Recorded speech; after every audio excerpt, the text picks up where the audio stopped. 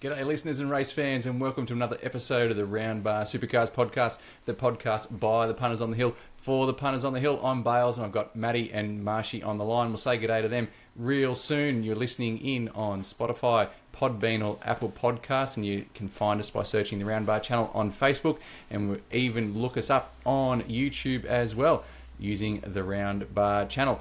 A big thanks to our supporters, Biti Motors Pty Ltd, Cobrapparel and Membrey's Auto Electrics for helping us to bring you guys, the punters on the hill, a little bit of content. Marshy, g'day my friend. How are we, boys? Good. G'day Matty. Howdy. Going well.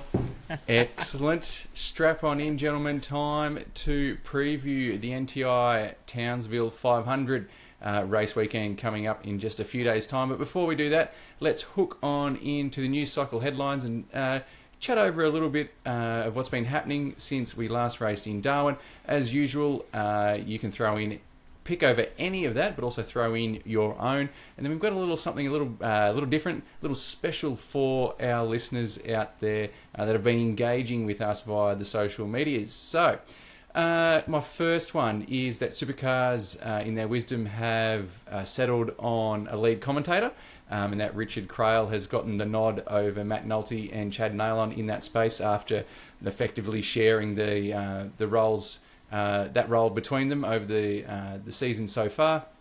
MSR's Glenn Seaton retro look for Aaron is awesome. It's unfortunate for Cam Crick, who's battling some minor health concerns and can't partake. But it's been one of our well-followed posts on social media there from you, Marshy, so we can pick over that one if you want to be. And want to in a little bit, this will come up a little bit later on, but our Townsville races have been shortened for some fuel saving, so we've lost a couple of laps from each of those races.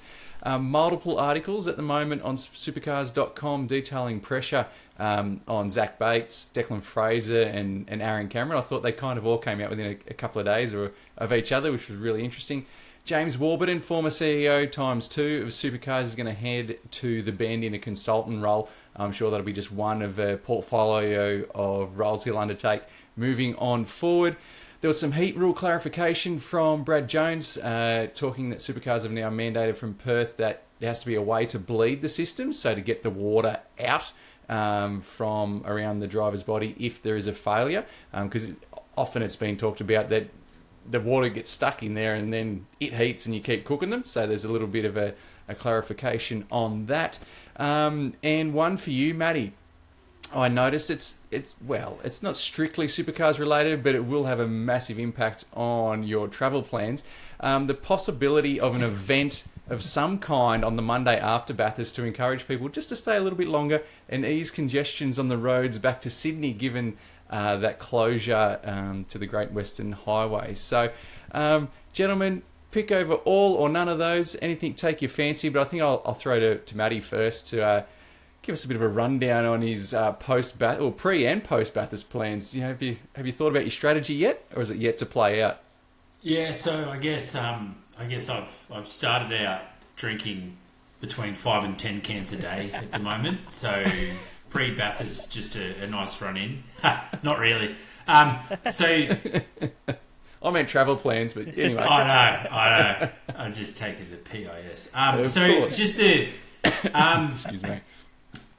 So, I look, to be honest, we're normally up and at 'em pretty early, and we get out of there before the real craziness starts to get kind of away on the Monday morning. So we're generally pretty good on that front. But even getting down there, I've never really had a crazy amount of traffic. So I suspect the road closures will just push all the traffic onto one road, obviously. So that might impact us a little bit. But look, I normally take the opposite way anyway, because the GPS says it's faster.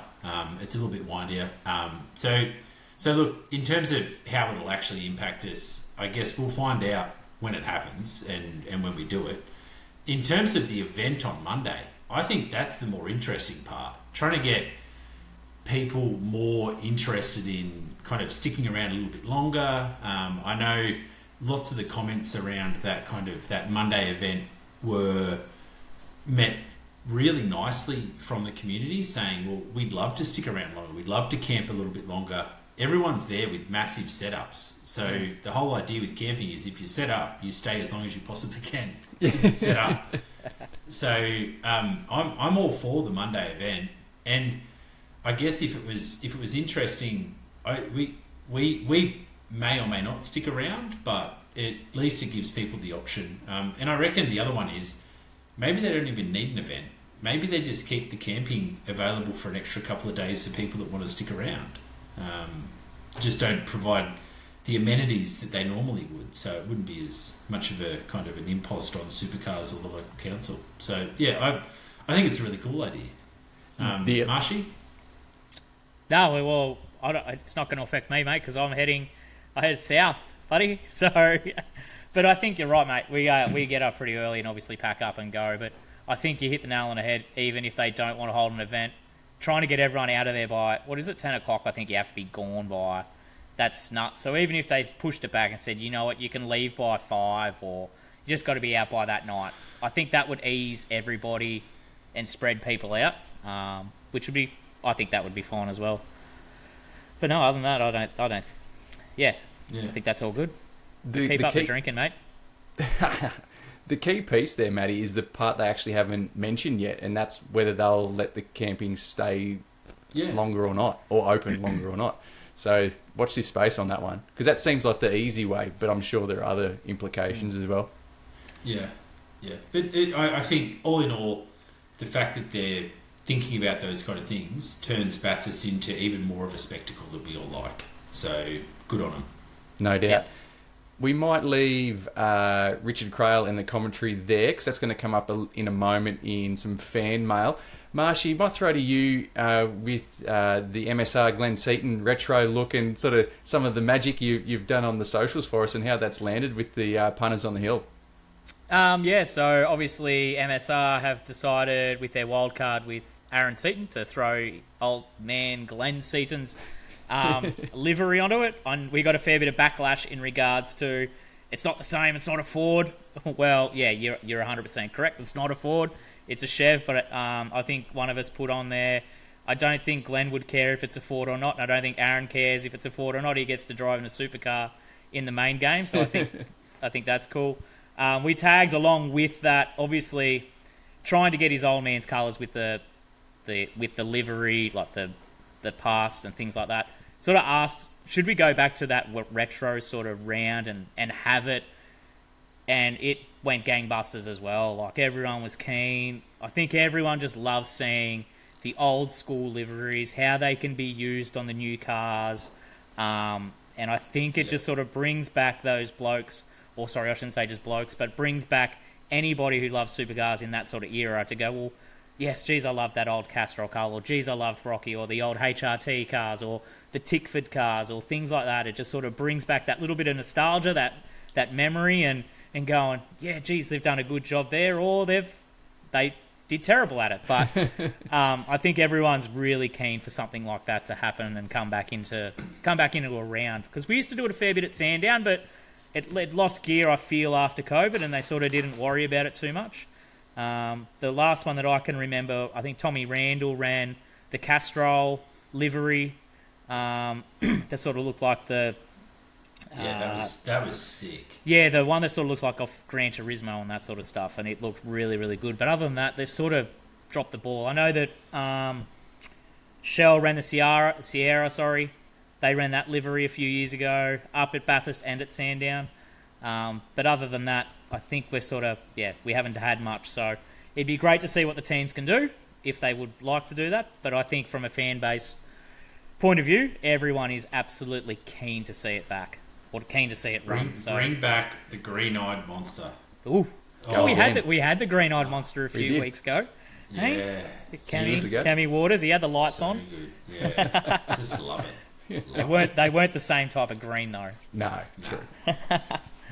The irony in the people sort of having a whinge about it being on a Chev instead of a Ford.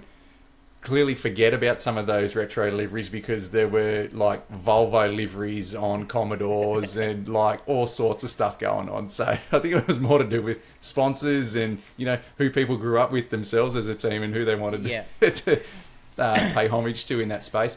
We can probably leave the Townsville races being shortened because that's going to come up in a fan question as well. And that really leaves a little bit of a question around the heat on Bates, Fraser and Cameron. Anything to offer in that space, gents, or happy to let it pass on that one? Geez, I'll tell you what, probably the heat for any of them's got to be maybe on Aaron Cameron. He gets some good starts and just does silly things. I think he's improved a lot over the season. He's actually finishing races now rather than just trying to dive down the inside and cause havoc. Zach Bates just gets himself into strife. And who'd you say the other one was? Declan Fraser. Oh, okay. Yeah, So I suppose Ojada's been showing him up a little bit. Yeah. But in saying that, though, he qualified well in Darwin there a couple of times as well. But, yeah, I don't know if I'm not really sure. I'm going to probably say not really for any of them. No, Matthew? that's absolutely fine. Yeah, and it is fine. Like, and I think it's just like any big competition, right? Like, there's always going to be the haves and have-nots, and the people that are getting the results and the people that aren't. Like, you can't have everyone can't get a first place. And I think we mentioned this a little while ago, right? It's not like your kindergarten bloody sprint where everyone gets a ribbon. So yeah, there will be the people that are shooting the lights out, and the people that just aren't. So I think that's just a reality of sport, and yeah, the spotlight's on them. So it's time to stump up, or you're going to have a bit of heat. Yeah, for sure. And it really, the model effectively in different ways, I guess, you know, Formula One, you got to beat your teammate. And in Fraser's case, Jade is sort of going pretty good, so that puts a bit of heat on him. And there's the haves and have-nots. We can paritize or, I guess, make uniform the cars as much as we want, but there's still going to be an element of, you know, that people power, and we've sort of been across that a number of times already. So we'll park that there and hook into something that's a little bit new for us. You threw out to the fans on socials, Marshy, just a question about, hey, we're recording the pod tonight. Is there anything you want us to discuss? So we've got, I guess, one question and a couple of opinions or topics for us to talk about. So the first one came in from John P. and it was a question around, well, with the fuel. So we've got the reduction in laps happening in Townsville again to cover off this real necessity for the drivers to fuel save too much. So have we got a problem this year? Is there something, what's going down from last year into this year? And is it just a general bad look when on the eve of the race meeting we're cutting laps from an event? What do you think? We'll throw it to you first, Marshy. I think it looks terrible when you're cutting laps to save fuel. Geez, is it a cost thing? Sure, it's definitely not a cost thing. I understand the reason behind it is obviously so that we can race hard and we're not fuel saving. Yeah. But in saying that, though, you can't call it the NTI 500 and only do 496 or whatever the number ends up being. Yeah, on the week, all the promotions and stuff are gone out. So I don't know. Can you?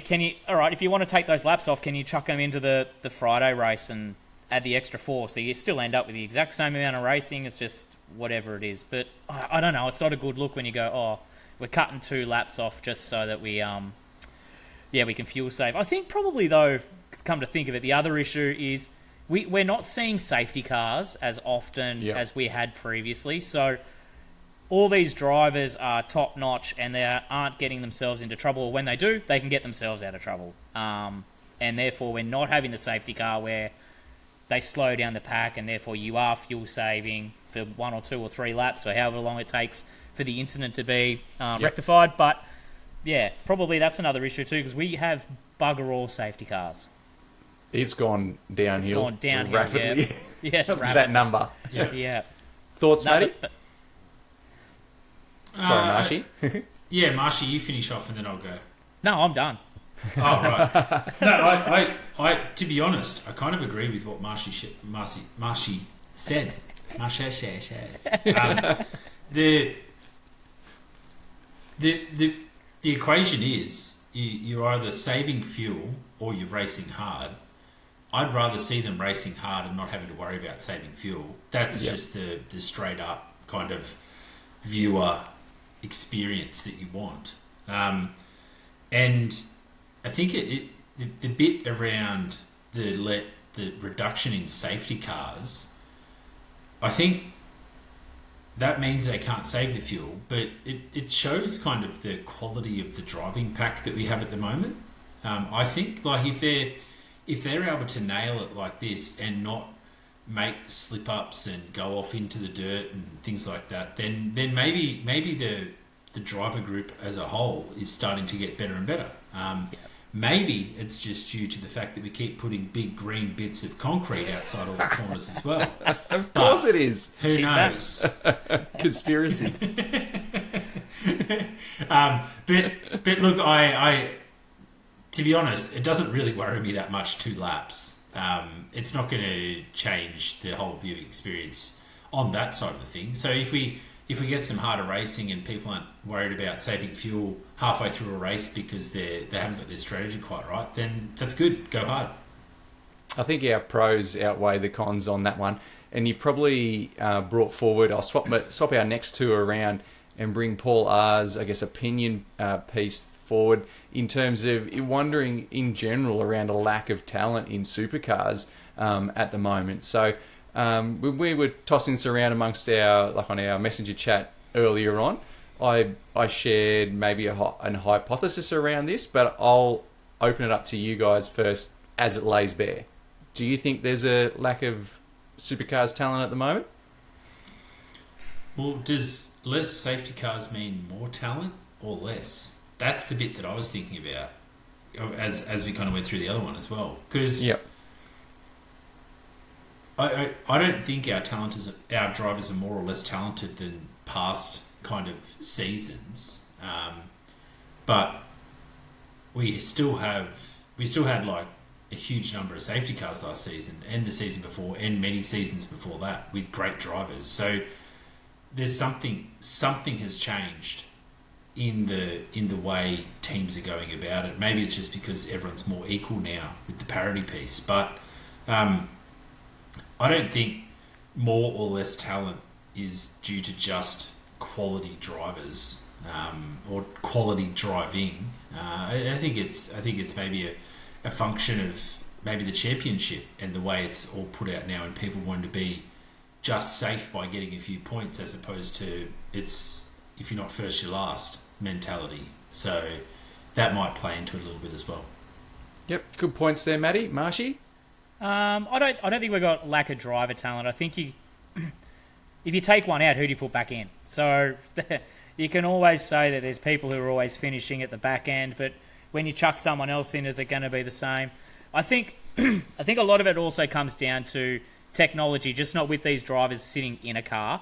I think a lot of them spend so much time on a simulator that they know the track in and out. The simulators that some of these blokes have, I've seen Brody Kostecki's got a simulator that's ridiculous, and it basically mimics the movement of the car and what he feels. So he's able to upload and drive every track he wants.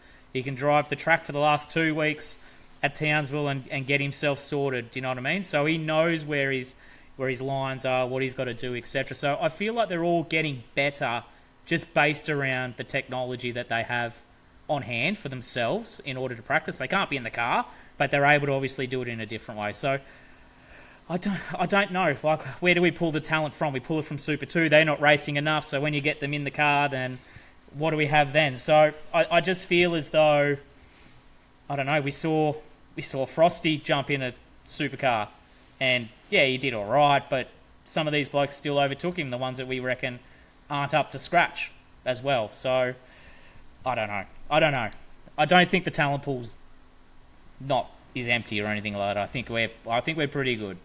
I think we're okay too. I mean, you can throw a blanket. Our qualifying is outrageous, and for the most part, same for the racing in terms of keeping close together. I think there's a big enough sample size now over it's pushing on nearly 20 years. It's not quite 20 years. Let's say 15 years of the co-driver rule, where we split our primary and our main driver, primary and co-drivers for the endurance races, where you had to have a dedicated co-driver. And watching those guys effectively who fall out of the main game supercar system into the co-driver role, for that next year, they're getting paid the biggest bucks, and for a couple of years after that, and they often end up back in at a really good team, and then they drive the wheels off it. You only have to look at most recent Todd Hazelwood. Yeah. Completely changed his career, and basically everyone's perspective on his career as well, since going co-driver. Like he was struggling in some mid-team or rear-field cars, comes back in via working with Brody, and Bathurst 1000 winner. Crazy successful. Yeah. Won the Trans Am series. Now just started up his own team and is like on top of the world. So yeah, I think we're good. My hypothesis though to you guys was that maybe it's not that there's a lack of talent in the supercars field, but perhaps the promotion, the energy, the household names are lacking these days or at this point in time, and perhaps that can skew our feelings around them, and not necessarily in their driving, but just in terms of the impact they make on the wider community as a whole. I don't know. Maybe I'm just making that up. That's an interesting one, Bales, because I reckon it might also be the fact that they don't interview drivers that much anymore. You rarely see their personalities come through. And we thought it was coming good again. Has it gone flat? Since we I started the pod, feel it like kind of went up, and then has it gone down again? I feel like it's dropped away a little bit. Yeah, they've done some good segments, like where it's all very pre-recorded and kind of scripted stuff, but there hasn't been, in the telecast, there hasn't been a whole lot of just wandering the pits, dropping in and bumping into a driver and like, oh, how'd you find that type discussion. It's been very, let's say, scripted, as opposed to kind of just ad hoc chats. So maybe that's playing into it too. Any thoughts on that, Marshy? I'd probably agree a little bit. I think that maybe what's happening is the post interviews or the post chats are happening on like drivers' podcasts as well. So for instance, you've got I know Chad walks the pit lane at the end of the round and basically grabs drivers, grabs team mechanics, grabs engineers, etc., and has a chit chat with them. But for the general public, they don't hear it. They don't hear it on that telecast. They don't hear that on the telecast. I know, like Brody and obviously Will, they've got their own, and they chit chat, and it's great. That the driver's perspective on what they want to talk about, etc., is fantastic. But if you don't listen, then you don't hear it. So you don't get to know their personality that comes out of it. I know Supercars has the drivers podcast as well. So if you don't listen to that, then you don't hear the driver's perspective from, like, I think they had Aaron Cameron, they had Cooper Murray, and I think it might have been Jimmy Golding on last week, or whoever they had. But if you don't listen to that, well, then you don't know these drivers. Like we can sit here and we talk, and obviously we listen to 95% of them so that we can understand what's happening with the drivers and stuff like that. But for the average listener who's watching it on TV, once that race finishes, it's basically interview the driver who won, interview the podium, and that's it. Yeah, even when there's a bit of controversy stuff, no one sort of walks down and tries to see what's actually happening between the two drivers or what's happening with the teams, or they sort of shut up shop pretty quick. So, yeah. I don't know. And it might not be necessarily related at all to Paul R's opinion piece there, but it just made me think. I naturally ended up down that rabbit hole. Our third and final one for this pod is from Angus B around the commentary team. So we sort of foreshadowed that. It was already in our news headlines. Richard Crale's been announced and put in as our lead commentator. Garth Tander will sit alongside him as the racing expert, and then we will have, I guess, that rotation between Frosty Winterbottom and James Courtney filling in as well. Obviously, Matt Nolte and Chad Nayland will be sort of a bit down about it all, but they've both been really top guys in terms of their response and how they handled that news outwardly around that. Both effectively saying that that Rich was the right man for the job. How is it landing for you guys after we've sort of had a bit of a look at how the season's played out so far? Might go Marshy first. I think Krause has been fantastic sitting there with Garth. I think they feed off each other naturally a little bit better than Chad did as well, and Nolts. I like Chad down in the pit or down in the actual paddock talking to people. He's a bit more charismatic. He sort of gets around a few more people.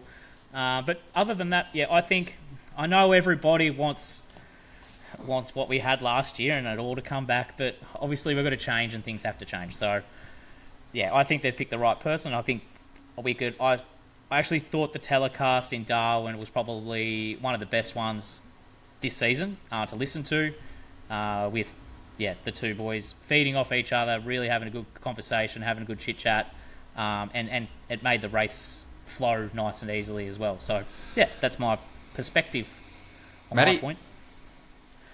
Yeah, I guess a lot of commentary, and you kind of see it with all sports, right? Where you see new commentators come in and they've got to find their way and find their kind of style. If Richard and Garth get on well, then that's only going to be good for what we hear on TV because they bounce off each other. Richard's kind of the excitable one. Garth really gives that good analysis, and you kind of always need that dynamic. So I actually look forward to just some consistency, and you get to know those voices, and you get to know what you're going to get, and that's something that makes the sport more appealing as well, because you just know who you're going to be listening to, and you like to listen to them, or you get used to listening to them. So I think that type of thing, getting it kind of squared away is good. Yep. Absolutely, and they probably were in a bit of a position where it was worthwhile giving them all a bit of a crack at it and seeing what the lay of the land is. We're going to continue to see Chad in the lane, as you said, Marshy, but also in support category land. Nolts will still be around in support categories, and he's often the guy doing the post race, like up on the podium and that sort of thing as well.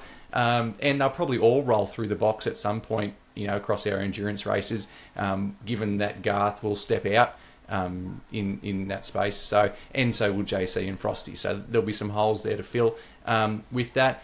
I think, long term, and from what we saw, that Rich was the right pick for that.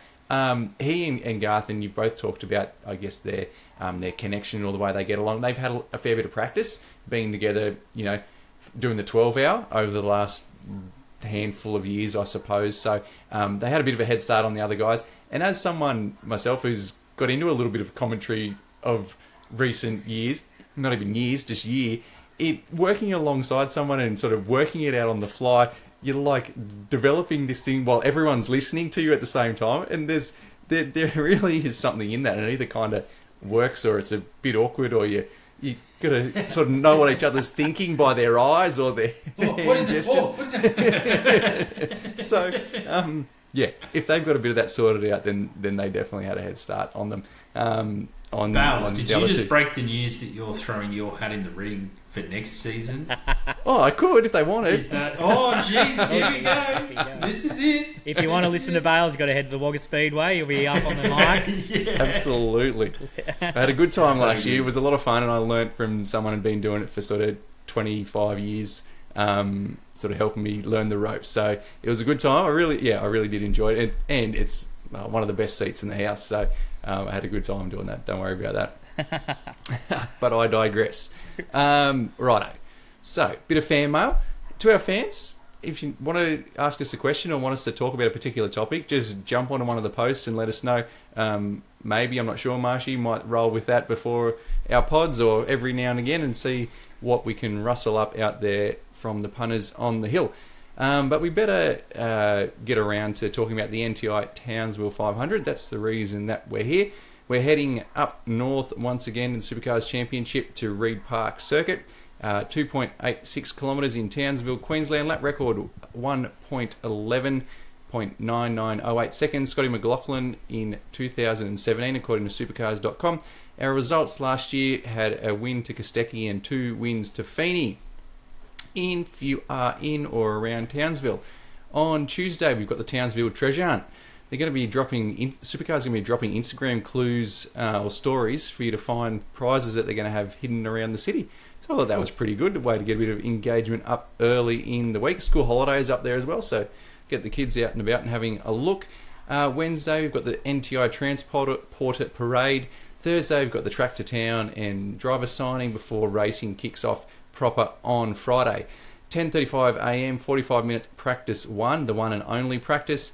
We've got at 12:45 a 30-minute Boost Mobile qualifying for race 20, and then race 20 of 35 laps later in the afternoon at 4:15. Now that time is wrong in terms of that's the accurate time of when it was going to be on, but as we've discussed in terms of Friday afternoon races, and as we talked last year, that's the wrong time to have it. But anyway, on Saturday we've got I thought you meant there was an issue with the scheduling. Yeah, I thought so too. I was like, hang on a second. That's when it's going to be on, but it should be on later. At 11:25, we've got 32-minute Boost Mobile, 35-minute Boost Mobile qualifying for race 21 on Saturday. 12:10, we've got the top 10 shootout, and then at 3:05, we'll have instead of a 70-lap race, we'll have a 8-lap race for race 21, and we can copy and paste that for Sunday as well. Our support categories: the Porsche Michelin Sprint Challenge, which is the Super 2 equivalent of the Porsche division. We've got the Toyota GR Cup, we've got the Battery World Aussie Racing Cars, and the Touring Car Masters. Now, strap yourself in for a second. They usually get a fair bit happening and for Townsville. Have a listen to what they've got on for this year. We've got Summer Nats Goes Troppo, Street Machine Car Displays, Burnout, Team Slammer, Castlemaine Rod Shop Burnouts, the Freestyle Motors Cross, they've got the Australian Defence Force display, as well as Team Army, the Hot Wheels Kids Zone, the Family Ferris Wheel, Helicopter Rides, Pro Bull Riding, Tory Drake Concert, and an M&D raffle, which has got a really cool prize attached to it that I negated to write in my show notes, but if you want to go look for it, you can out there, listeners. There's a bit going on there for them. Crowds have been lowish in recent years. What are your thoughts in terms of your hopes and dreams for this weekend, gentlemen, as we head to Townsville? Matty, you can go under the bus first this time. All right. I reckon I bloody love the bull riding. If they had that at Bathurst, I would be there. That's a cracking little kind of sideshow to have. So I reckon that sounds awesome, and I really hope they get good people there. If we maybe think a little bit about the racing, because that's kind of why we're there. I think this is a massive weekend for Triple Eight. I've been kind of waiting for them to really find the groove with the new car. I don't think they have yet, but maybe it will be this weekend, and it's a little bit of kind of do or die for them to a certain degree. Like, they kind of have to show up and show that they can do it. Everyone expects them to be the benchmark, and at the moment they're definitely not that. So I reckon I'm all eyes on Triple Eight to see what they can pull out this weekend. Do you think that, and this is Townsville's another Triple Eight track from over the years as well. They kind of go on this run in the middle of the season, and Brock Feeney had it last year. He ended up with the 14 odd wins, where they just win at places. You sort of get your Tassies, your Darwins, and your Townsvilles. The next minute they've shot the championship to pieces. Yeah. Do you think that they've put the cue in the rack a little bit in terms of their eyes are looking forward to later in the season, particularly with car 88 versus car 888 possibly? Because we've seen Brown his trajectory go forward, and Feeney's get a little bit ropey. Am I being too tinfoil hat with that, Matty? No, I don't think so. And let's not put it past them. Maybe they are sitting there going, holy crap, we've got the formula. Let's just keep it quiet as long as we end up at the right place at the end of the season. Who knows? Who knows? But the only thing that I was thinking about was I'm not sure Triple Eight are the team that does that. I think Triple Eight want to win. Yeah. And Yep. and that's why I was like, okay, if they're gonna show it, this is one of their tracks where they normally do really well, and I guess we'll see how it plays. Yep. Good point. Fair point. Absolutely. Marshy, thoughts? I don't. Yeah, obviously Triple Eight have to fire a shot. I think they've been under a bit of heat from Darwin. Obviously not performing as well as what they usually do there. But I think the weekend's going to be a Penrite. I think Kai Allen is coming through. He is just an absolute gun. Coming in hot. He is coming in hot. And I think he's obviously got his offsider there with Matty Payne, who obviously strings them together as well. So I think they've got a really good mix. And I think the heat's now off Penrite, or Grove, should I say, with all that talk about Matty Payne and what's going to happen in the off-season. So they're just going to get down to business and focus on what's going to happen.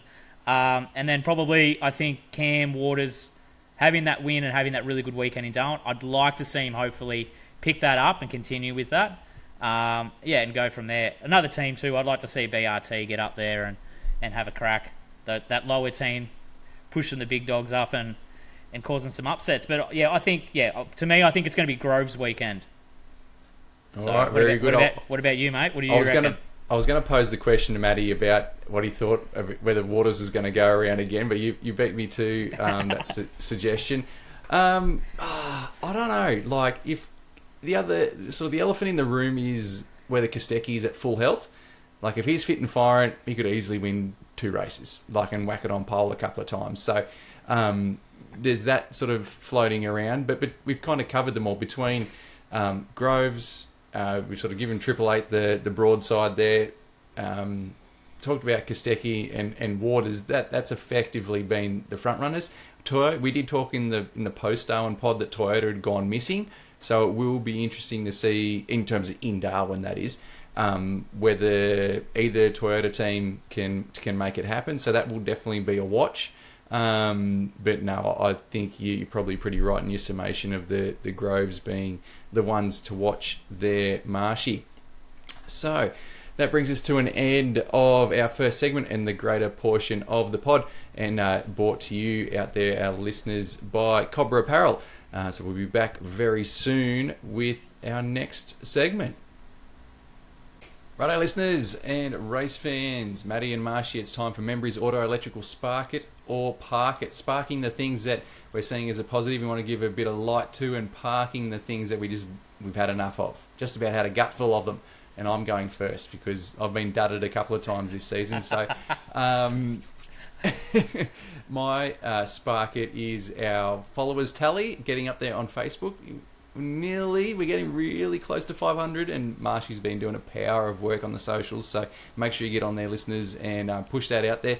If you haven't followed our page, please do. Once we get to the magic 500, we might have a little competition out there for those listeners and those followers that are supporting us on the pod. Alrighty, so Marshy, you can go second. What have you got for us, pal? Righto. My Spark It is, I think we need to change the rules in regards to finishing races under safety cars. I think it is crap. I think it just needs to stop. I think people go to the race to watch the race finish with people driving fast and driving hard. And I'm going to say that this was backed up last night after watching the British Grand Prix, where they literally finished under a safety car, and it was terrible. Fair enough, yep, have the safety car, that's absolutely fine. But I feel as though if there's 5 laps to go, and a safety car comes out, it freezes at 5 laps. If you need more fuel because you're not going to make it, everyone gets that free pit stop just to fill up. You don't get tyres or anything like that. You just get to fill up. In you go, and then it's hammer and tong till the end. I just think we lose the spectacle if it's finished under safety car. I know that we had Anton De Pasquale, that happened in Darwin in that last race. It sort of just, I don't know how do you put this, it sort of just deflates the ending. It's like, oh, well, that wasn't spectacle or wasn't great. I'd prefer a bloke to win by 20 seconds rather than win under driving behind the safety car so slow with everyone bunched up. But 100%. That's my spark. It get rid of the safety car finishes. Oh, I don't think you'd have too many people that would be naysayers against that one. Marshy, what about you, Matty? Sparking something for us? Yeah, I'm gonna kind of flow along a similar line to Marshy. Not to do with the finishing under safety cars, but just the V8 Supercars strategy. I just want them to get it right. We've seen tyres, we've seen parity, now we've got fuel issues, and we've got bloody all these things that they should have nailed, and they should be pulling together the combo, the telecast, the graphics, the graphics on the screen, like all those things. Even getting to know the drivers, like, there's just so many bits. I want to ignite V8 Supercars and get that stuff nailed. And the reason why I bring that up is, if anyone has watched the Soccer World Cup lately, they have absolutely nailed the entertainment value piece there. I could watch games and games of that for days, and I actually have, to be honest. Whenever it's on, I'll watch it. And they've got great ads, they've got great commentators. They've got bucket loads of cash to throw at this thing as well. It helps, but they've just thought about it so bloody well. Like, they're even having more drinks breaks. For more advertising. More advertising, but the players are fresher. So the players are running harder, and we're seeing more extra time games, and it's just crazy more exciting to the end of the game. So I think they should take a leaf out of that book. Like, what's going to make the races more exciting, and ignite the hell out of that, and stop getting stuck on tyre strategies and refueling. Like, if they want to make it better, keep the fuel in the cars. Give them the options, give them good tyres, give them bloody fresh tyres if you can, and get them racing hard. And then people will want to watch it. So I think that's let's really ignite the V8 Supercars strategy and get around exciting racing. We've got the best touring car category, I mean, arguably, in the world, and have done for a long time. Yep. So the product is there. We just need to sell it to the people. Like I say to my little guy, with great power becomes great responsibility. Love it. I'm sure the big fella's taking it, all the wisdom in sometimes from Dad. Sometimes. Love it. Love it. So, time to roll into the parket. This is the negative. All right.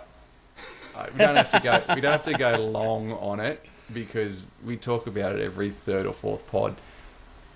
But honestly, these gaps, and I know this is one, not even a long one, but it's completely sucked the air out of the season now. Like this week, there's hardly even been any news headlines, like on Speed Cafe or by the Sleuth or by the Supercars website. Like, and I went back through them just to have a bit of a look around. Flat, dead, nothing. It's getting a race week. Yeah, I think it's also it's drawing other people though to other motorsport though too at the same time. You know what I mean? Yeah, completely. Which is great, but at the same time, it's deflating and just sucking the air out of the comp. It's never motorsport or sport or everything. Content has never been more accessible. So if you're not getting what you want, you can go somewhere else and find it pretty easily, and in some cases free or very cheaply. Yeah. Anyway, that's my pocket. Matty, what have you got? Swap you guys around. Yeah, okay. I'm on the finals stuff. I'm starting to. Well, last year it was kind of all new, and it was a bit shiny, so everyone was looking at it going, "Oh wow, this is different." And then we got to the end of the season, we're like, not sure how that played out, but it kind of seems almost completely irrelevant right now. I don't really see much on it. People aren't really talking about it, and if people aren't talking about it through the season, then it probably means that it's not that great. That's my read of it. So you like any other sport, you're always like, oh, are you in the 8 or are you out of the 8? It just doesn't feel like it it kind of feels like any team or any driver is only a couple of races away from making the 10 or being out of the 10 to a certain degree. So it probably isn't harsh enough then. So I my feel is that the format maybe isn't sticking right now, and that's something that makes me disappointed and thinks that maybe we should think about extinguishing it. All right, definitely think it was a bit of a risk, of getting down this rabbit hole. So, Marshy, what have you got for us? All right, I'm not going to be a very favoured person in the fan base with this one.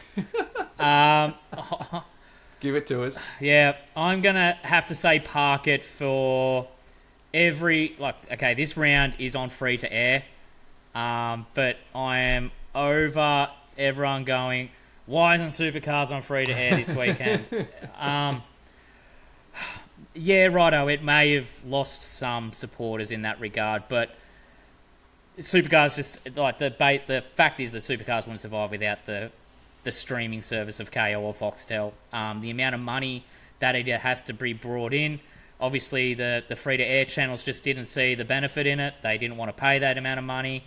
Channel 7 will buy, I think they've got 4 free-to-air rounds or whatever it is. But it really just annoys me and goes, it's been like this for years. You just have to stop and yep, that's it, done. Just go and get KO, or you're just going to have to figure it out in one way, shape or another. And I know that sounds terrible, and I understand that some people probably cannot afford it, but it's just been like that forever. Or not forever, I shouldn't say forever. It's been like that for a long time, where we've had to pay a subscription. You have to pay a subscription now to watch every single NRL game, every single AFL game. And if you're if you like Supercars, you probably like most other sports as well. So you're just not buying a KO for Supercars. You get to watch everything else. You can watch MotoGP, F1, NASCAR. So you're getting a lot more motorsport there than what you had in the past on free to air. So that's my park at, sorry, the public. My only caveat to that is that it has to stay, whatever the platform is, it has to stay with the majority of the motorsports, particularly F1 and NASCAR. Like, there's no good at going out onto Stan or Paramount or whatever. It'll just kill it. And no one will buy another subscription. Case in point for that is the rugby union. Yeah. Like, and soccer went that way too when they went on to Optus or whatever, the local comp. I remember growing up, sort of the high schools, early 20s and all that sort of stuff. Like, I'd never played rugby union. Like, wasn't my super favourite sport, but I would watch Australia play. Like, I knew all the players. Australia ran out there on Saturday night, and I knew one, and that was because he used to play rugby league, like, effectively, and I hadn't seen them play in about 4 or 5 years. Yeah. So, yeah, that's the game now. You got to, and look, the reality is, if Supercars want to get back onto primetime TV and free to air primetime TV, they've got to earn that right, and by earning that right, you've got to get your crap together and make it entertaining and get bums on seats, get people watching, and show the TV channels that they can get mass sponsorship and they're going to get more ads and all that. It's a big beast that if you're not quite hitting the mark, you just won't get the airtime. Yep, absolutely. Matty, good one, Marshy, and a big thanks to our friends at Membrey's Auto Electrical for bringing you, our listeners, Spark It or Park It. And we'll be back really soon to hand it over to Marshy to round this one up. Alrighty, Marshy, just before I give you a crack at it, are you going to talk about the Fun Cup? The Fun Cup. The Fun Cup. So, over the weekend, we had Jaden Ojeda join David Brabham and Sam Brabham, and Toddy Hazelwood had a run with the Thomas family crew and the TFH hire fellas in the Fun Cup run at Spa. They ran it over 25 hours. Over 130 cars are in it, in like little V-dub body shapes. So lots of our listeners and you guys too might be familiar with WRT as a team that come out and race the 12 hour, the BMWs that Valentino Rossi races for. And they've had a win or so over the last few years. They build the whole lot, all the cars. So as an engineering mob. And you can build race all the cars. And there's probably more of them in existence that you can race in other places around the world. So effectively, think Aussie racing car just on steroids a little bit, like that kind of size. Fun Cup, and basically you turn up and you go absolutely nuts on it. So they did 25 hours around Spa over the weekend.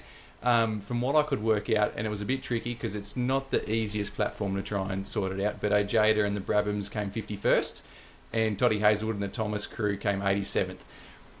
Maybe do your own fact-checking on that. That was some cross-language barriers and some Googling going on there, but they were there literally having a bit of fun. But it looks sick, and I know there's been some races in England and probably some other places around the world as well. All right. Bryce Forward wasn't in that one, was he? He might have been. I have no idea. Well, because I swear he was racing at Spa. I reckon it might have been 2 weeks ago, just after Darwin. I reckon he may have been racing at Spa. Yeah, but he's still racing, which is good as well. Righto, we'll get into international. So we'll kick off with some F1. We've had the Austrian Grand Prix, and we have had the last night we had the British Grand Prix. So our two boys. Oscar, for the Austrian Grand Prix, he sliced his way through the field at the start in the opening laps, which was fantastic, and he ended up finishing fourth, which was awesome for Oscar. And Liam Lawson, I'll tell you what, this guy has actually started to find some straps, and hasn't he? They not just him, but even Avid Lindbard as well, has also found some pace in that RB, which is, I think he's so happy, Liam, that he's not in the Red Bull car. But even though Hadger's doing really well as well. So for Liam in Austria, he finished in the points, so he finished 10th. Last night we had the British Grand Prix. Liam and Oscar found each other, which damaged Oscar's front wing. He had to quickly come in on the first lap, which put him down pretty quickly to basically the back of the field. But he carved his way back through, and he ended up finishing 11th, which was not bad. He could have nearly finished in the points if Lewis Hamilton had got a bit of he got reprimanded rather than getting a 5-second penalty for some yellow flag thing. But the standout there was Liam Lawson. He finished 6th, and well done. He was going to finish probably 7th anyway, but Colin Pinto got a penalty and dropped him back after the safety car. But he finished 6th, which was awesome for him, and it just shows that he's confident. He's got his up and about. Like, I think we talked about him last year when he got axed from the Red Bull car and then dropped back into the RB. Just how deflating it would have been for him, and how disappointed he would have been. But other than that, Max Verstappen had a bit of a spin-off, and it sort of ended the race with that, which was terrible. It was boring as after that. So they finished under safety car, which we've already discussed as well. Now over to IndyCar, we've had a couple of weeks. Had some people turn up. 571,000, I think, over the weekend. Oh, the record. Yeah. Anyway, I digress. The Lando stand looked pretty cool. The big fluoro neon yellow. Now over to IndyCar, they've raced at the Road America. It's not Road of America. I don't know why they missed the of bit. But anyway, Scotty Mack led the way. He got a 7th, and Will Power got an 8th. Mark Armstrong got a 9th. Geez, those boys followed each other, and Scotty Dixon ended up in 12th. And then today, or this morning, they raced at Mid-Ohio. Power was once again the best of the bunch. He finished 6th. Armstrong crossed the line in 14th. Scotty Mack was 16th. And Scotty Dixon ended up in 17th. So those boys wasn't really great at Ohio, but hopefully they can push on again in the next couple of weeks. And then we're into NASCAR. So coming off getting absolutely pulverised in San Diego, poor old SVG. He turned up to Simona last week, and I'm not going to say he blew the field away because he absolutely didn't. He had to really work hard for that race, which was awesome to watch. Who was it? It was Chase Briscoe. Chased him down basically and made him really work for those last couple of laps. I think if there might have been 5 or more laps, I don't think SVG would have won it. I think he was struggling a little bit. He even said he didn't have the best car on the day. That there were cars that were better than him, but he finished obviously first in that one, which was awesome. And then today he raced at Chicagoland Speedway. Not too much happening. Ended up 25th. However, he got a little bit of revenge back on Austin Hill, the bloke who basically didn't turn. This time he tried to turn in on SVG again, and SVG clipped his back, what would you call it, back left-hand side, and spun him out, which was fantastic. So I dare say that was a little bit of karma there from SVG, and a little bit of, there you go, we're 1-1 now, mate. So, yeah. But other than that, not too much. We've got Belgian Grand Prix coming up, not this weekend, the weekend after. IndyCar's off to Nashville in 2 weeks, and NASCAR's off to New Hampshire this weekend coming as well. So that's me. And in the meantime, we'll be able to watch Townsville 500 from the northern part of Australia. Big thanks to you, Marshy, for bringing us that segment. A big thanks to our episode sponsors, Biti Motors Pty Ltd, Membrey's Auto Electrical, and Cobrapparel for supporting us to build the content, to put it out to you guys, the punters on the hill. You can catch us, search the Round Bar channel on Facebook. You're listening in on Spotify, Podbean, on Apple Podcasts. Even check it out on YouTube in a few days' time. But for now, everybody, enjoy your racing. Cheerio. Welcome